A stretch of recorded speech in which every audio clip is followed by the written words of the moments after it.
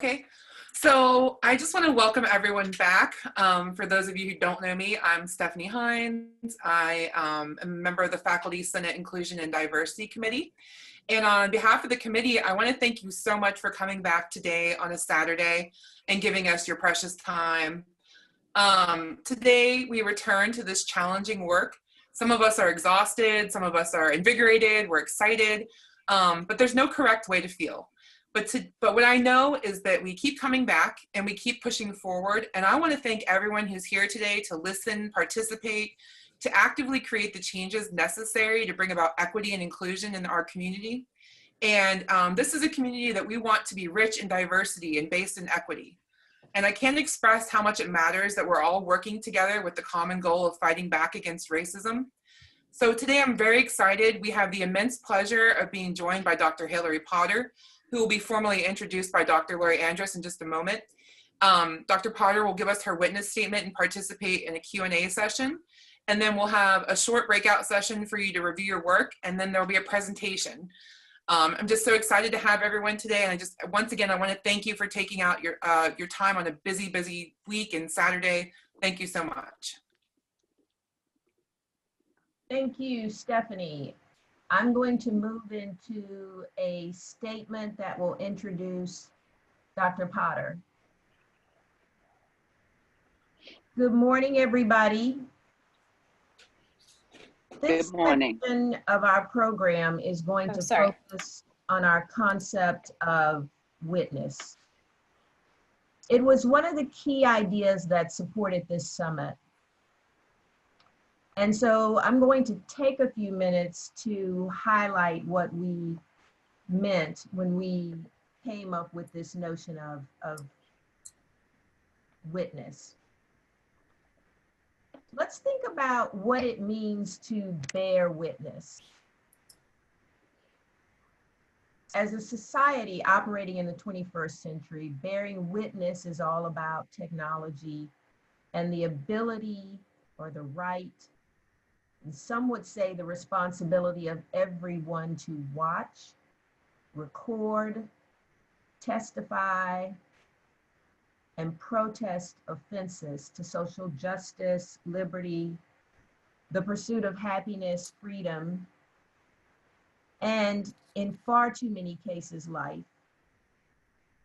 And we are thinking right now of George Floyd and Breonna Taylor.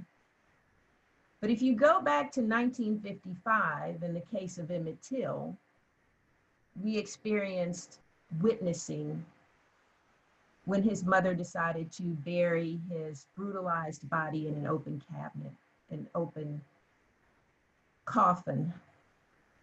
And she called forth people to witness, to bear witness to what had happened. In the academic setting, I can't help but to think of witness as having a double meaning that is often not fulfilled. In the academic setting, we teach about and uphold as sacred objectivity. But what is this objectivity in the face of serving as a witness? To me, it has seemed that being in an academic setting, focusing on objectivity, has called upon us to bear witness to our intellectual and scholarly pursuits absent ourselves. We are asked to extract ourselves from the process of witnessing. But is that really possible? Is it intellectually ethical or honest to hold ourselves as separate from our pursuits? Those that would adhere to bearing witness absent themselves, to me, have always been a puzzle, something that's not quite achievable. And others might say that's even dangerous, because what person would deny themselves as they seek the truth, whether it is scholarly truth or academic truth or the social justice of truth? In this objectivity that we teach and seek in our academic setting, the transaction becomes one-sided, even an abuse of position or power. As an academic institution, our practices, both administratively and scholarly, should bear witness in a reciprocal way that submits who we are to scrutiny. To do less is to engage in a myth, or as James Baldwin might say, the lie. So if we, faculty, staff, students, and community, are locked in a myth of objectivity or neutrality where one party, the institutional leader, professes to be objective, fundamentally good and innocent, which allows the institution to avoid facing the truth about its unjust treatment of red, black, and brown people and how it deforms the soul of the institution, how do we act in that place that embraces what James Baldwin called the lie? How do we function in that space and seek clarity, honesty, and engagement? For in the end, to be ethical, the watcher must also be willing to be watched. The witness, for fear of abuses or loss of authenticity, must subject themselves to being witnessed if the social process is to be moral or ethical. To be an honest witness, we must bring ourselves to the task at hand. We must reveal ourselves and ask for understanding and an exchange based on equal footing with those that we would study or lead or seek to engage with institutionally and in our communities. Our Senate Faculty Committee on Inclusion and Diversity decided to both bear witness and be witnessed. We decided to entrust the act of seeing ourselves, our actions, and pursuits to a witness. In doing so, we are seeking honest engagement between ourselves and the institution. It is our fervent wish that the institution will respond in kind. So it's my pleasure this morning to introduce the first witness for the Senate Faculty Committee on Inclusion and Diversity, Dr. Hillary Potter. Dr. Potter is an African-American, a descendant of US enslaved Africans, and a Black feminist criminologist and social scientist. She serves as the Associate Dean for Inclusive Practice in the College of Arts and Sciences and an Associate Professor of Ethnic Studies at the University of Colorado Boulder.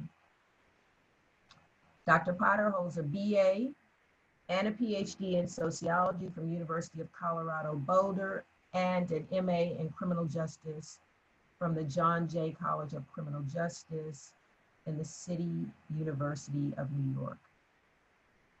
Her research focuses on critical analysis of the intersections of race, gender, and class as they relate to crime and violence. Her current projects include research on intimate and state violence against Black women, including a 5-year-long ethnography in Ferguson, St. Louis, Missouri. I am pleased to introduce Dr. Potter, and as they say in the courtroom, at least on TV, your witness, Dr. Potter. Thank you, Lori, Dr. Andrus. Thank you for those powerful words. That's amazing. A lot of times we're involved in these scholarly pursuits, and we don't hear such compassionate words, right? We go straight to more stringent scientific wording. So it's really good for me to hear that and to hear your opening for today's work, especially on a Saturday. So I am going to do a screen share here. Give me one moment.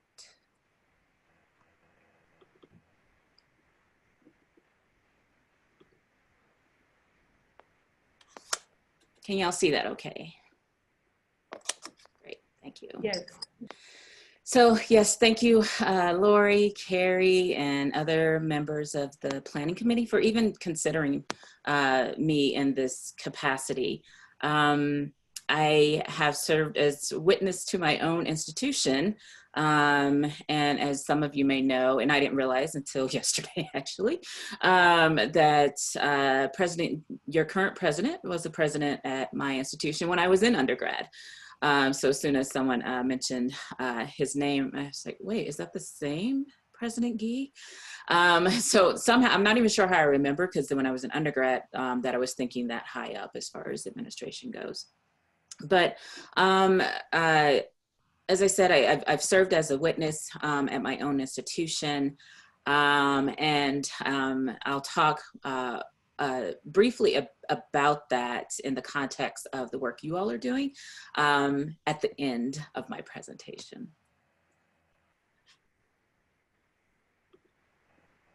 So I just want to throw this up here, your purpose that you shared, that the Planning Committee shared with the attendees and participants in this summit, that the purpose of the summit is to establish a sustained, transparent dialogue between leadership and minoritized faculty, staff, students, and community members that make up the entire West Virginia University community. For me, I view your work over these 2 days as certainly the first crucial and positive step in getting to that point. And as I move forward, I have a couple questions that I'll put out to you, and if you want to call them suggestions.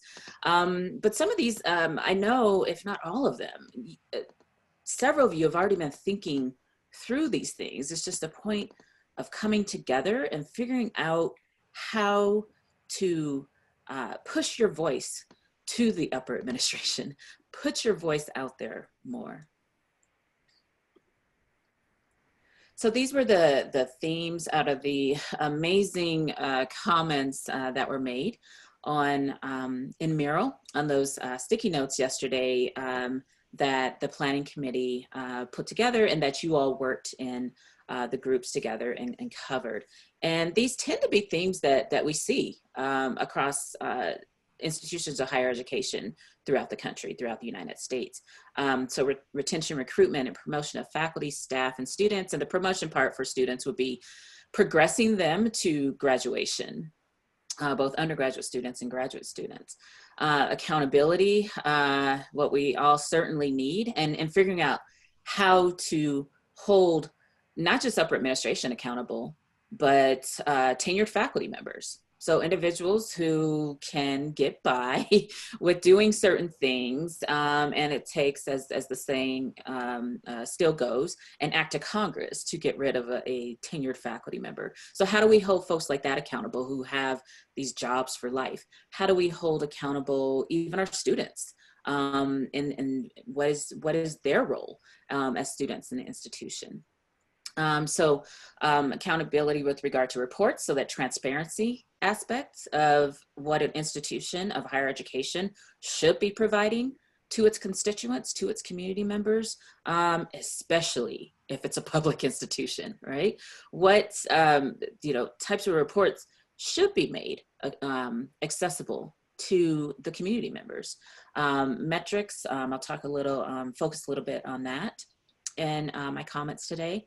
Increased enrollment and progress of students of color or indigenous students, and measuring the climate, the social climate, as well as the culture. Metrics of success, enforcement of policies and laws and training, issues and engagement in the surrounding community. So important for all institutions of higher education, and more so for certain ones, particularly if you're in communities where it is more so a college town or the university is a significant part of that particular community.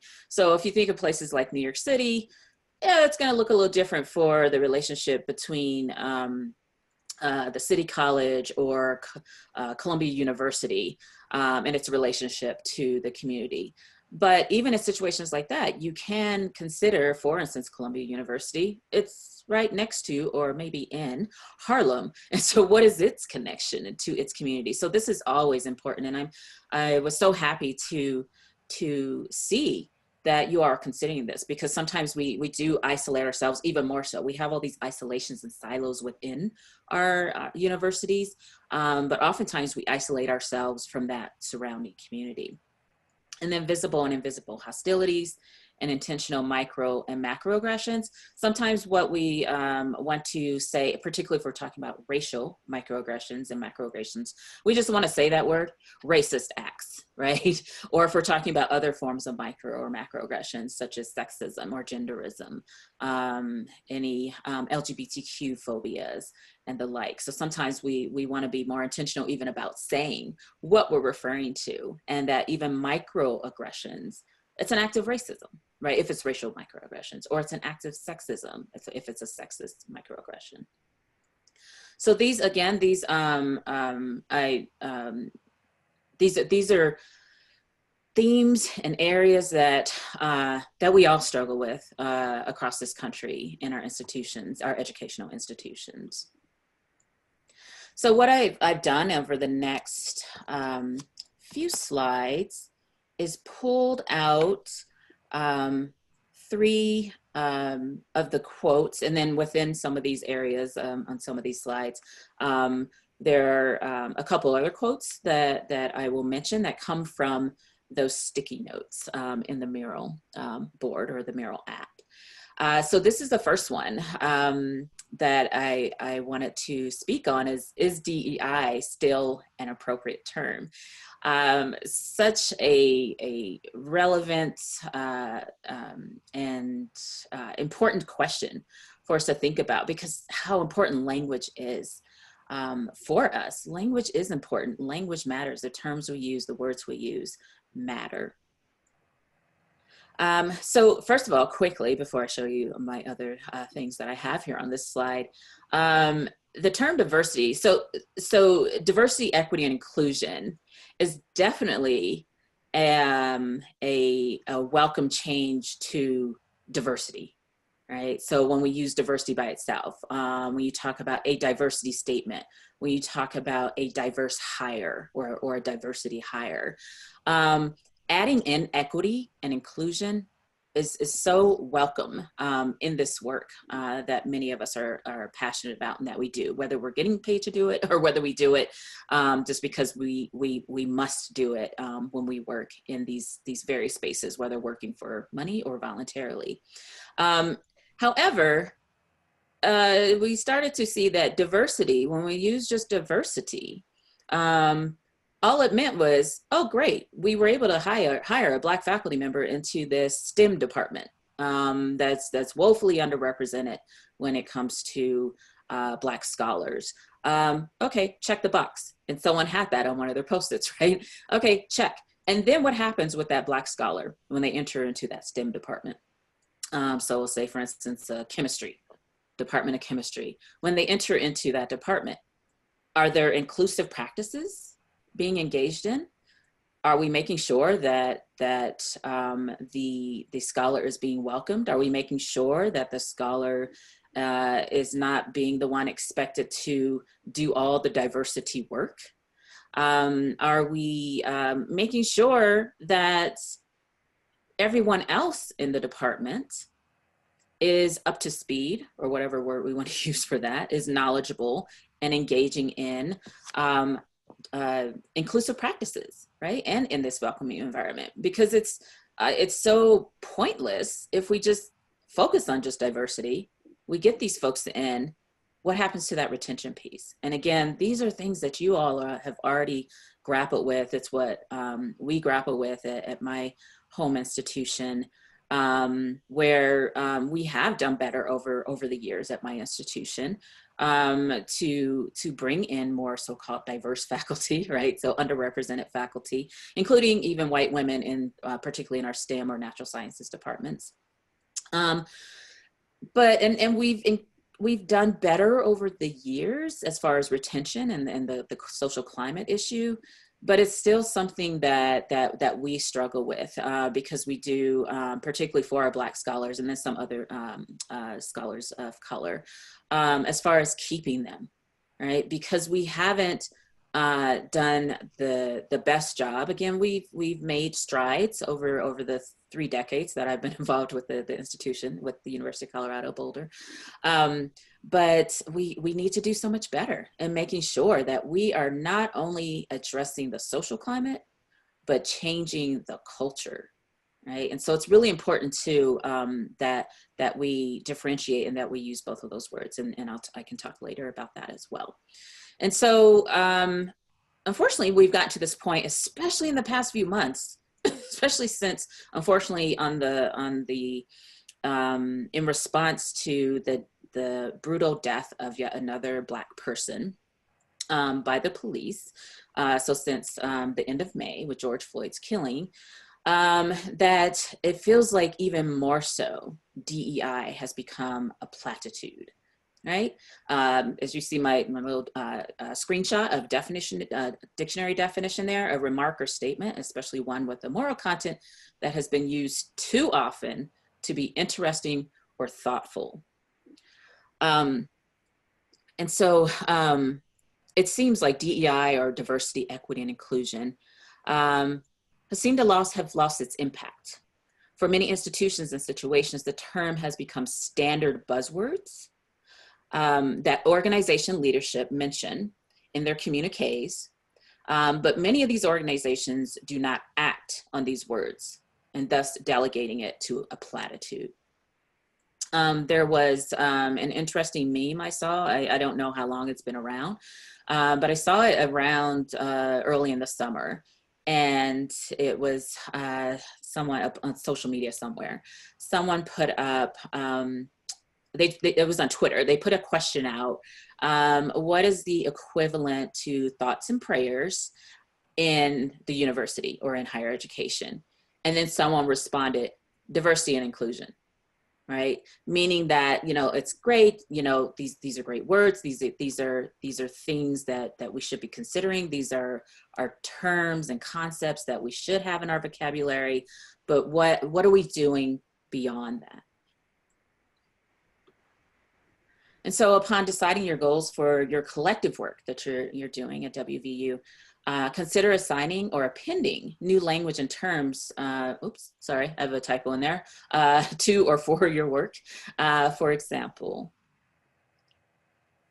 And this goes to what I was talking about, I just don't have it on this particular list, being more intentional about the words we use, being more specific, like when I gave the example around microaggressions, just say it straight out, racism, right? You can call it subtle racism if you want, but racism nonetheless.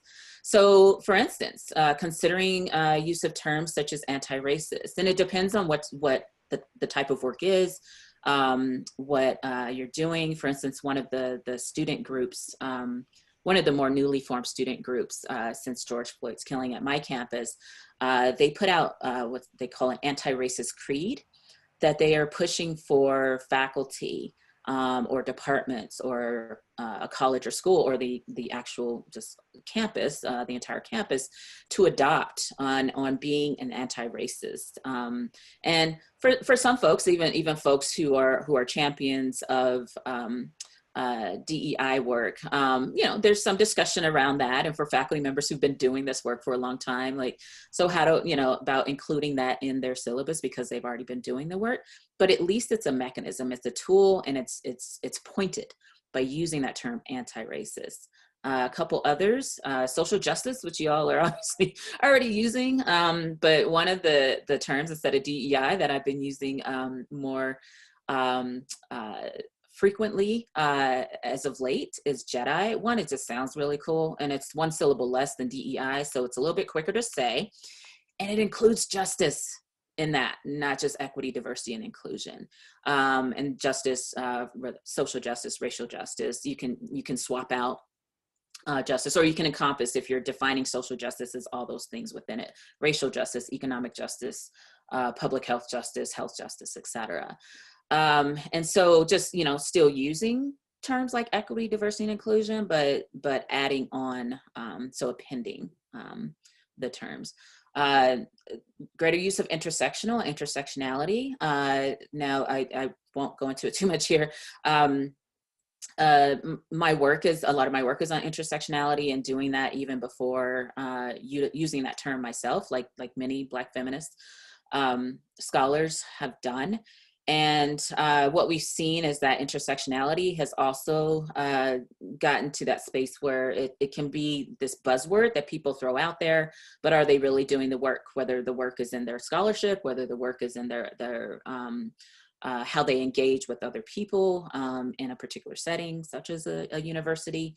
And then also for those of us who are intersectionality scholars, the misunderstanding by many of what intersectionality means, how people use the term. I just heard this in a meeting yesterday morning of how it was used. The way in which that person was using the term intersectionality, they didn't factor in the power differentials that you must have when you use the term intersectionality, when you are addressing that concept. They were just referring to it as though, we are all of these different identities, but not including the power aspect of it that must be there. Social climate and social culture, or culture. Those are words that you can increasingly use and incorporate, and not just, again, as I mentioned before, maybe not just climate, but also culture, because climate can be seen as this surface type of like, okay, I'm going, or PC, right? Because that's that term, politically correct, has also gotten a bad rap and become like a buzzword or platitude. And it can be, okay, as long as I just act like I respect this person, but I don't really respect this person, which is that the latter, which will show up in the actions, whether it's in a tenure case or whatever the case may be. And so to go deeper and broader and further than changing social climate is to change that culture. And obviously it takes a lot of work to change a culture. This one is really even more than anti-racist, anti-white supremacist. It's a pretty bold term, but this is also a term that can be incorporated into some of the work, and being intentional about the work that's being done. Same with decolonial or decolonizing, right? So those last two are they tend to be more controversial.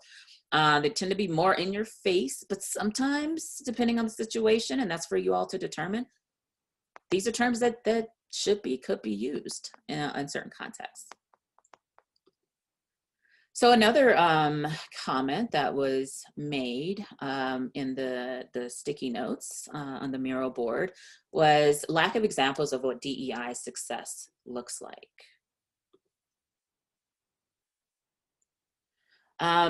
And so one of the things which I'm sure several of you have already done is to source those successes. And I think it feels like it's embedded in that comment, right? That there are lack of examples, maybe, and I'm inferring, I don't know, I'm not sure who wrote this. I don't know what their full narrative is, but is that there are lack of examples that this person knows that there are successes out there at other institutions, but that they're not being incorporated into the WVU community.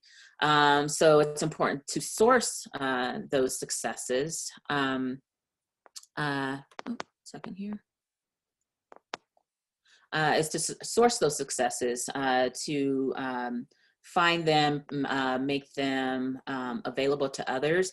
Some of the issues with this is that often the successes are, and not all of them, are reported in like scholarly journal articles, which a lot of folks just, they don't have the the time they want to spend on it to read those. And so even taking information from that and making fact sheets, right? But pointing to, right, how we often do in these scholarly institutions, right, citing that work. So for those who do want to read further, but pulling the main points from those examples of success. And it also needs to be where, because not all examples are going to work for you. It has to be a similar institution or a similarly situated institution. So possibly something that we do out in the West at University of Colorado Boulder that is seeming successful working for us might not work in your location of the country, right? Something that's locally somewhere nearby, if there's a private institution that has a couple thousand students, may or may not be religiously affiliated. They have a particular success for a couple of different reasons. Also may not work the best at your institution. So sometimes it's also helpful to be pointed in, okay, do they have similar challenges that we have? Do they have similar demographics that we have? Demand and gather historical data. So it's a public institution, right? Hell, even if it was a private institution, if there's information, if there are data you are not receiving, you are not getting, ask for it, put in demand that if there's an issue around human resources, and everything's difficult because of COVID right now around budget and everything, but you can start demanding such things now is having a staff member who works in maybe some type of whatever office you have on your campus that handles the data, so data analytics or whatever the office may be called, institutional research, to ask that's a staff member, that part of their profile of what they do, put a percentage on it, that they be reassigned for part of their job or their full job to focus on gathering this information. And it's helpful to have that historical piece as well. So for example, recruitment, acceptance, and admissions data for Black students. And that's just a very specific example. And I just thought of it because a few days ago, a fellow professor at my institution, he presented to a group of us of something he'd been working on for 10 years around this. And he has a connection to our athletics department, and he's done a lot of work with that. He does work in like critical sports studies as well. And so he had already been working on this and comparing like why is the recruitment of Black students around excellence when it's in athletics, but not when it's in academics. And then our move at CU Boulder to where a lot of the recruitment has been out of in-state and out-of-state, has been at these pretty elite schools, either a public school situated in a high-income neighborhood or private schools across the country, and where we see mostly white students in those situations. And so this information, so I'm trying to help him get this information more out at our university. He says he's provided reports to our chancellor, that's the head of our campus. And then we have a president about that, which is what Guy was for our entire University of Colorado system. He said he's presented reports over the past couple years, this particular report to upper administration. And I was like, that's interesting. Okay, well, maybe let's try again and do it in this format where you're actually presenting this PowerPoint to them and doing it in one of our administration meetings, like our provost chairs and directors meetings and things like that. So that's the thing too, is once you get this information, making sure it's being disseminated to the masses. And then you can get more traction in that way. And then also just too, because we are, whether you're a faculty member or you're a student or you're a staff member, we're all in this institution of higher education. And many of us are embrace, like, I want to see the evidence, right? So evidence-based. And so put that evidence out there. And sometimes it has to be like that report that I was mentioning of my colleague. It was data rich, and it can get a little boring through it, but it's information that needs to be disseminated. Identify policies intended to protect marginalized individuals, but are not being used in that manner, because we have many around, like around Title IX and the like. But how are they maybe being harmful instead? Another example I can give you, and I'm sorry to just give you all the ones from my institution, but recently it's called our Office of Institutional and, it was previously called our Office of Discrimination and Harassment, so I'm still, even though for years, getting used to it, but it's our compliance office, and it's Title IX is situated within that, and that's where you would make a complaint if you have there or someone on your behalf, if you're a mandatory reporter, like all our employees are, and like how it is situated across the country. A complaint if you were discriminated against because of a protected class, right? So race, gender, and so on. One of the things that they recognized, and they changed recently based on a lot of feedback from many of us, was that providing, and oftentimes, you know, like you all probably have there, a lot of the cases, they end up being unfounded, right? Because maybe there isn't that evidence there. So say if it's a person saying I was discriminated or there was some type of racial bias against me as an employee by this fellow employee or by a supervisor. And sometimes, unfortunately, those go unfounded. Then often, and particularly when it's students, but even with the staff or faculty employees, that office would tell this, oh, this is unfounded, or even before they went through the investigation. But here are some resources. Here's Office of Victims Assistance. You can go here, here, here, which on its face, it looks good. But for some of those folks, that is not what they wanted. They wanted action on the part taken against the person who was being complained against, right? The aggressor or sorry, I'm trying not to use my criminology language. So the person who was being complained against. Action against them or against this particular entity, whether it was a department or a college, and for change to happen. And they weren't necessarily looking for counseling, right, for them. And so they have figured out a better way to go about doing that. So even those types of things, because I think I believe maybe someone mentioned it yesterday about maybe you can't change, and it might have been my meetings kind of collapsed too, so my apologies for this. Maybe you can't change that entire policy, but maybe you can change some of the practices within that, right? Think about what are some things that can be changed within that. So moving on, identify efforts that have seen DEI success, but may have been thwarted by the larger university structure. And I put siloing in quotes because I don't think it's technically a word because it came up with the grammar error on it. So that siloing of work, and you all have already talked about this as well, as far as that need to know what's going on across the campus and all these different entities of this DEI work. Build on existing and recent work, such as the May 2020 report authored by Lori Andrus and others who were part of the Inclusion and Diversity Committee of the Faculty Senate. Assess if the newly established action-oriented working groups that were established over the summer are inclusive and are going to be impactful.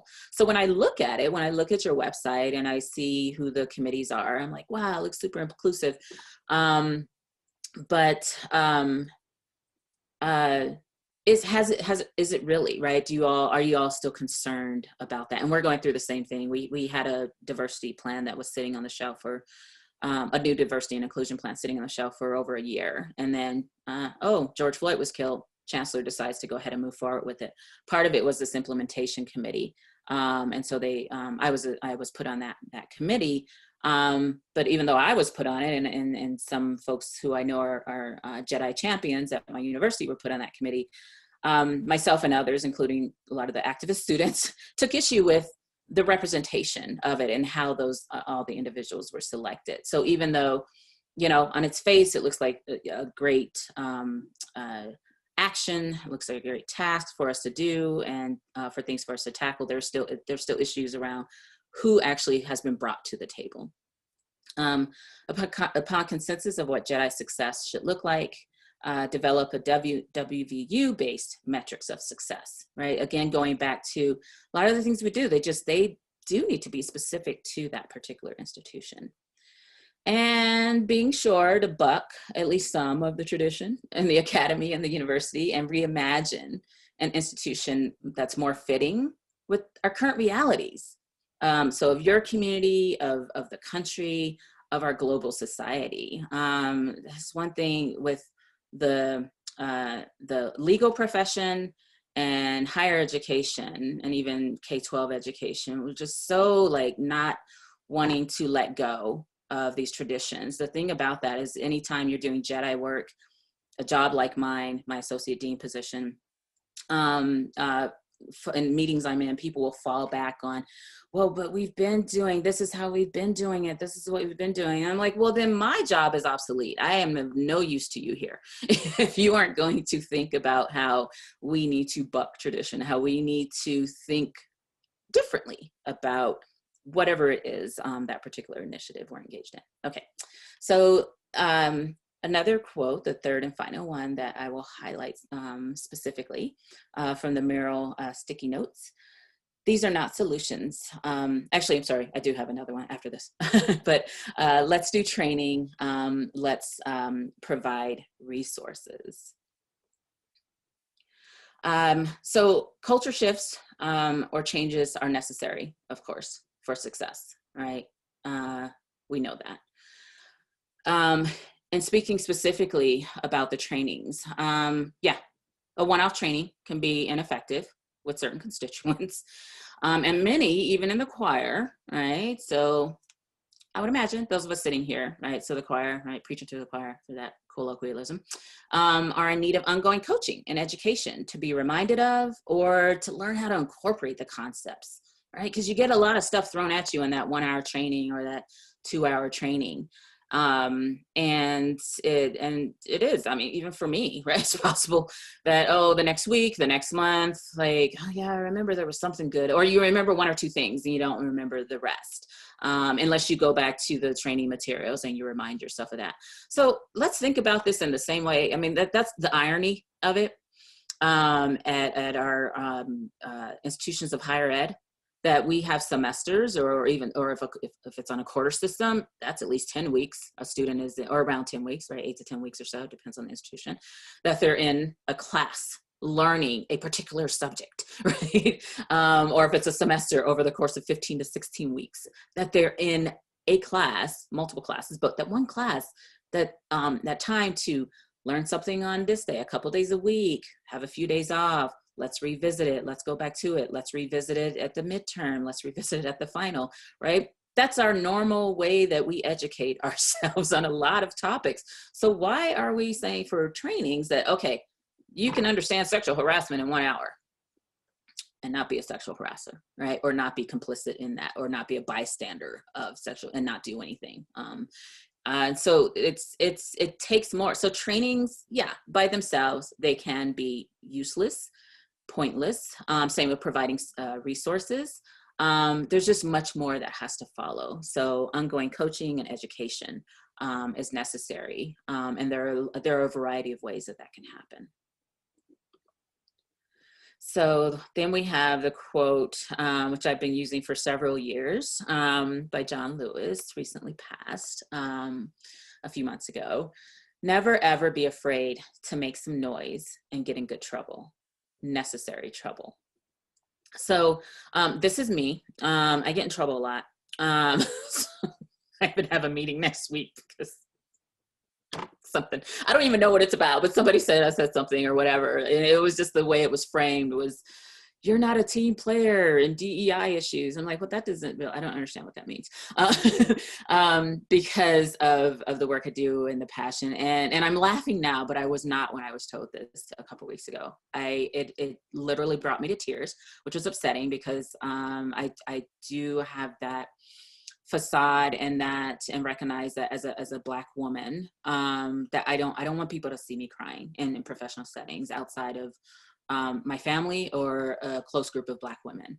I don't want to show that weakness. So I still have that, you know, at 51 years of age, I'm still hung up on that piece. But by even being able to say it here, obviously I'm starting to let go of that.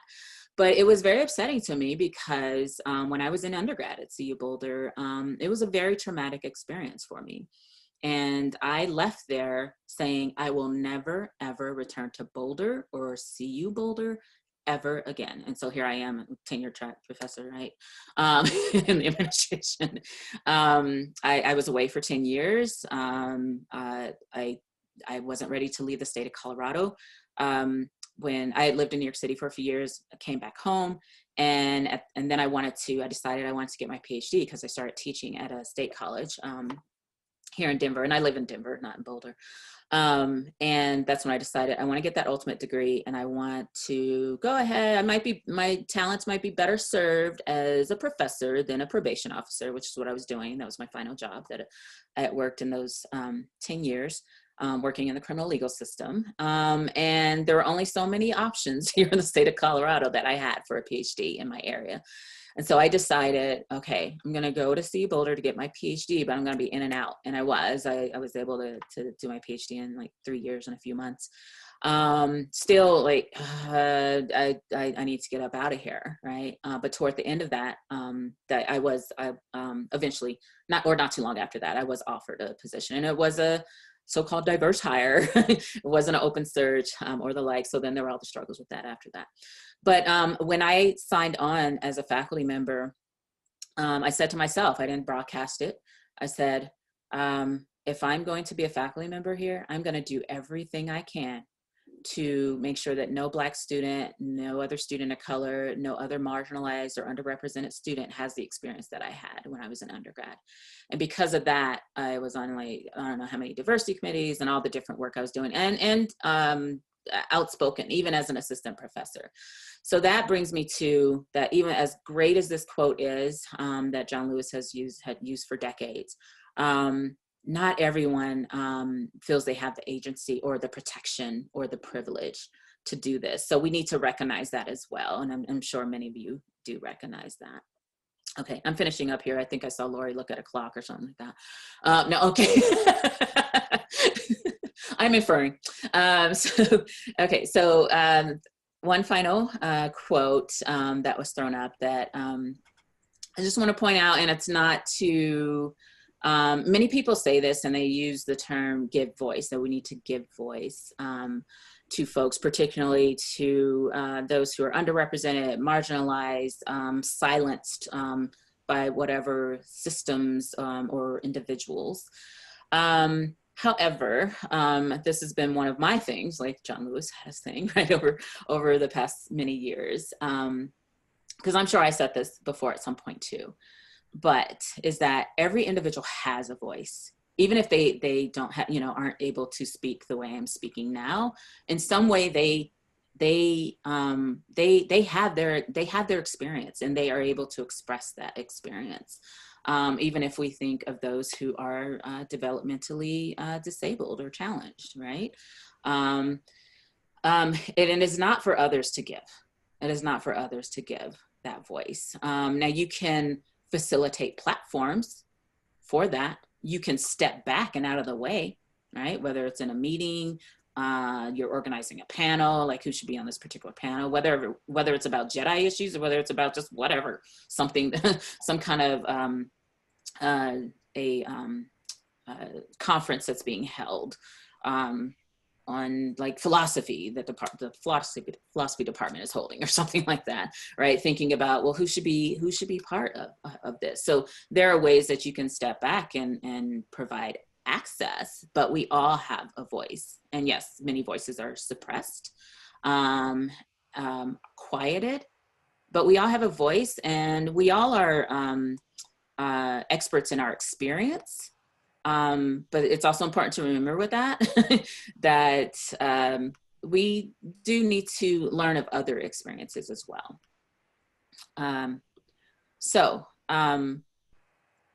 It's a critical mass for affecting change related to this. We often use that term, and we think, oh, we got to have the numbers. Oh, not enough of us are here. Oh, I'm not sure how many people are online right now. I keep seeing folks pop in, but I don't think it's up to the number yesterday. And there could be other things going on for why that is. But for an individual to figure out how much they can give, when they can give, for the rest of us to recognize that, okay, I'm giving 100% on this. I'm doing 20 hours a week on this, even though it's 20 hours in addition to my 40 that I'm doing for my job, or as a student for my 40 hours or whatever that I'm spending as a student. I'm spending another 20 hours, like a lot of the activist students that I'm connected with, including some of my doctoral advisees who are very active on these issues, even before this summer. And so trying to, work with them, like making sure you carve out time for your studies. So recognizing that we all have different contributions, different levels of contribution, and that critical mass sometimes is going to be a small number of people, right? There are thousands of people who go to protests, and then when it comes down to some of the actual work, sometimes you just have to recognize that there oftentimes is that core group. It could be 10 folks, right, who are working on this. And as an aside, that's what recognizing that in my 5 years long ethnography in Ferguson in the wake of Michael Brown's death or killing.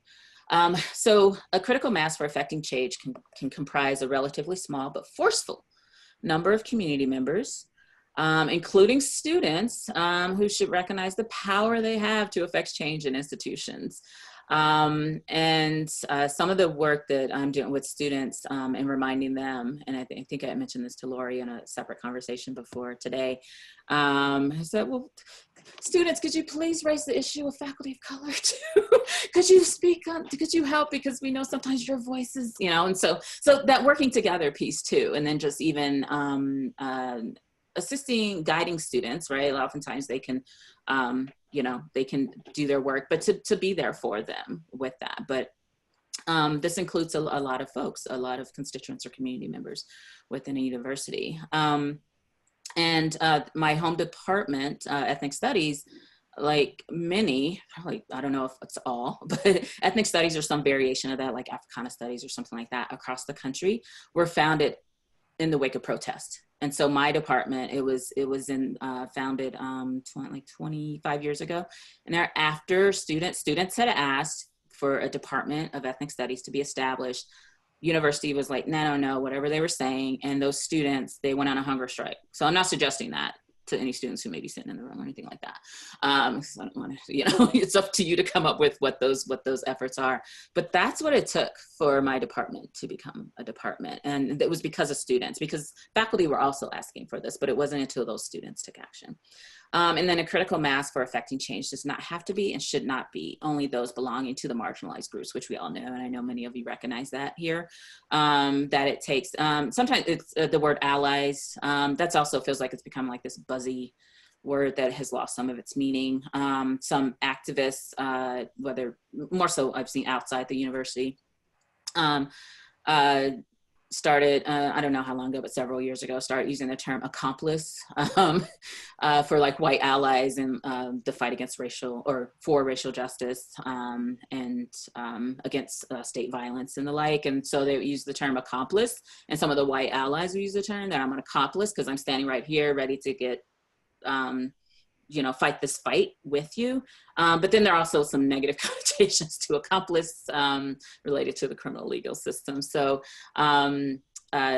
so whatever term you want to use, but recognizing that it takes a lot of folks, and that the marginalized, the folks who belong to marginalized groups, folks of color, Indigenous folks, LGBTQ folks, that we can't do all the work, right? And sometimes we don't even have access, right, to certain settings, to certain tables. We don't even have a seat at the table to even bring up these issues, to be progressive and to force change within our institution.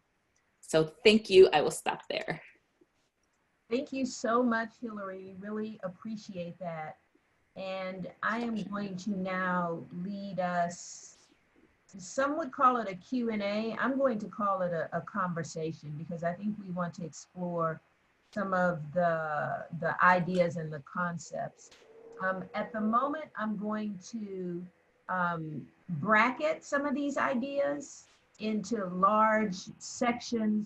I can't guarantee that they will stay this way, but there's a conversation around coaching, mentoring, and training. And what do those terms mean? There is a strong faction of us that believes that, as you indicated, trainings are not effective if we do them in a traditional manner. So I want to bracket that conversation. Then I want to go back to your comments about agency and autonomy, speaking up. But I want to extend that conversation to the notion of retaliation. And what do we do? How do we fight the retaliation that falls back on those people who speak up and assert themselves? The third chunk of this conversation that I want to revisit is around, again, the idea of witness. So when we started out, I posed kind of a conundrum, which is the witnessing itself, the institution policing itself. And my belief is that it's very difficult for an institution to maintain integrity and honesty if it is policing itself. But what does that mean? Can the institution create its own climate survey, cultural survey, administer it, give back the data, and present that data literally? Does that pose a dilemma in some way? Are there institutions that are better at that than others? So what does that mean when we talk about an institution witnessing itself? Is that ethical? Can that be done?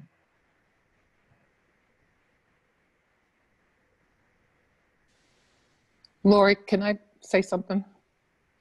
Sure. I didn't know if you wanted us to text or speak, but I speak faster than I text. You know, I wrote that about we must do it ourselves, but do you know what? Listening to you, I think there's a huge conflict of interest, and especially with regards to like creating a cultural survey and a climate survey.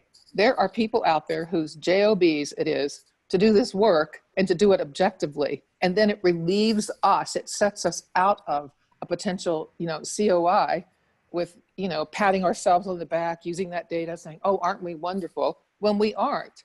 And I really think that we've got to have the resources, which means the money and the teeth behind it to do this work. And that means being able to hire outside consulting firms to come in and not to tell us how to do things here at WVU, but to help hold up a mirror for us and to help us have the language and the skills to address what we need to address. Because I think you're correct, or the question, maybe it's been rhetorical, but I believe it's a huge conflict of interest that we cannot do this alone. Thank you, Sandra. I think that's a very helpful comment. It's something that we've talked about quite a bit over the last 2 years. Hillary, I'm going to ask you to respond and give us some of your thoughts, please. Oh, I thought that was a question you posed for the. No, Okay, so you may have to repeat it for me. But if I could spend my next couple seconds, Sandra Cotton, thank you for that. That's something we go back for, bringing in outside consultants, and there often is that necessity, right? So that we can think things that we haven't recognized ourselves in an institution. The other thing though to do, especially if it is a budget issue, which we're all going through right now, but even if we're not, is for those faculty or staff who are engaging in this this work around JEDI issues, is to provide them time, again, like the staff member in their portfolio. If it's a faculty member, give them a course release for that semester, have them focus on these, have particular areas that they're going to focus on these JEDI issues for those, because oftentimes we do have some levels of expertise in this area, even within our own institutions, but we all tend to do it as extra work or part of our service, but then that service becomes this, we're definitely spending more than if it's a 20%, kind of standard service that we have at Research Ones for faculty. We're doing way more than 20% of it for our workload distribution. And so to provide us that time that we could spend doing that. So a combination of the two, I think, is useful, but recognizing that there needs to be compensation and this continuing of free labor on these matters, that we can't have that. And I have examples of some of those things that we're pushing at CU Boulder. If you're willing I think to hear those. But Lori, I don't know if there was something specific, if you want to repeat your question to me for that. Well, I think that what you just presented is close to a model that we suggested last year, where if we were unable to pay for someone to come in and assist the university, that we set up these kinds of equity groups that could assist the university in creating this climate or culture survey, so that the groups are set up and they're representative. They are staff, students, faculty, community members, leadership working together to create this climate survey. And in that way, we were seeking to ensure that there was equity in the process of creating the climate survey, recognizing that there would be budget limitations. And I think your idea that faculty get a course release or be compensated in some way for doing that work is one that we've also talked about a great deal. And I know that that's something that we're interested in pursuing. Can I move now, Hillary, to another section that you talked about, and it was agency and voice. But I want to connect that to retaliation. And I'm curious about your observations about that. What kind of situations have you seen? Are there measures that have been taken to try to ensure that faculty are protected in some way, or members of the community or students who choose to speak out? I think it's it can be very subtle, but can you speak to some of your experiences with that? A lot of it seems to come down to having that support. So for that member of the community, whether student, faculty, or staff member, speaking out on these issues and experiencing some form of retaliation, the experiences I've seen and have been witness to from hearing narratives or stories from part of my network outside of CU, is that having other people rise up and speak on behalf, to support and say, hey, I'm supporting this person. They've made me aware of the situation. Sometimes even that, right? I'm supporting their experience. And particularly if it's, say, if you have someone who's being retaliated against and they are in those less privileged power structure, part of the power structure. So if it's a untenured faculty member or a non-tenured track faculty member, if it's a graduate student, because oftentimes graduate students are situated lower on that power structure, or just much more vulnerable. And oftentimes what generally what I've seen as far as being able to protect that person from that retaliation is having support from others, and particularly others who are situated in those higher levels of privilege, right? So if it's a tenured faculty members, if it is someone from the administration who's willing to speak out and speak on behalf and support, even if it's to the extent of, hey, I don't know the entire story of what happens, but I'm here to make sure that this member of our community who has informed me that they have been retaliated against, or even if we're not using that word, right, that this was the response to what they did. I'm here to make sure that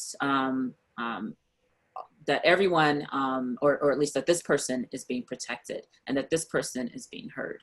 And so that seems to be, from what I, and where we are until we can get policy in better place, is having those people who are willing to, who are able to, not just willing, right, able to put themselves out there on behalf of someone else, but also not in this paternalistic way either. You got to be careful with that, right? So don't just step in and do that, right? Making sure that you're working with that person who's been retaliated against, and working in concert with them, asking them what you know, what can I do for you? And here are some examples of what I'm thinking of how I can support you in this situation. I think I have seen that kind of model where people who have a higher level of power step in and assist, counsel, provide guidance, and that can be very helpful. But the idea of retaliation is a slippery slope in terms of how tangible it is, evidence and proof, and so on and so forth. It's very difficult. And one other thing with that, and I had it in my, I forget, I was going to mention it somewhere, that with some of these different things that y'all are is using the policies. This is weird to say it like this: using the policies against the organization, right? Using the statements against the it sounds weird to say it like that. So, for instance, you know, just like everyone else, right? Our chancellor, vice chancellor, our vice chancellor, who's the provost as well, put out statements in June, broader and bigger than they had in the past. And then as things progressed over the summer, we're like, yeah, this here that you're doing, it actually contradicts with what you said you were going to do, right? Or this here that you're not doing, it contradicts what you said you were going to do by this point, by the start of the semester. And so that folks have taken, right? And they take direct quotes from those statements. So you can do that same thing too, as far as policy around retaliation. Like, this person is being retaliated. It says here, right here in our policies. So I'm here as well to make sure that we are following this particular policy that we have around retaliation, and that it's not acceptable that you can actually get another, I don't know, I was gonna say charge, right? Complaint written up against you, or some type of action against you for retaliating. And so so I'm here to make sure that those processes are being followed through based on what we have policy. So sometimes we want to take that policy that's been used against particularly a marginalized individual and kind of flip it around, right? And use it back on the person in power who's engaging in those retaliatory behaviors. I want to ask my colleague Stephanie to unmute herself and present this notion of trainings as we have discussed it. I think that Stephanie has a way of articulating that issue that could be helpful. Stephanie, can you speak to that, please? Sure, like in reference to why trainings are ineffective? Is that what you're? Yes. So I think that, so trainings have been shown to be somewhat ineffective in this realm, right? My previous experience is in corporate America, and, you know, everybody loves trainings, mandatory trainings.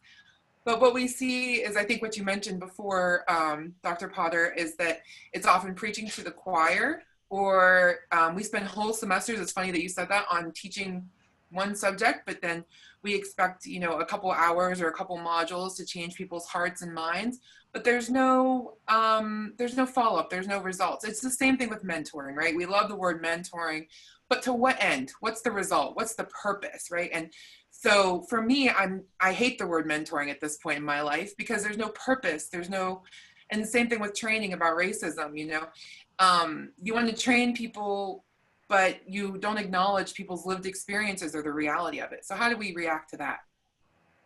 Thanks, Stephanie.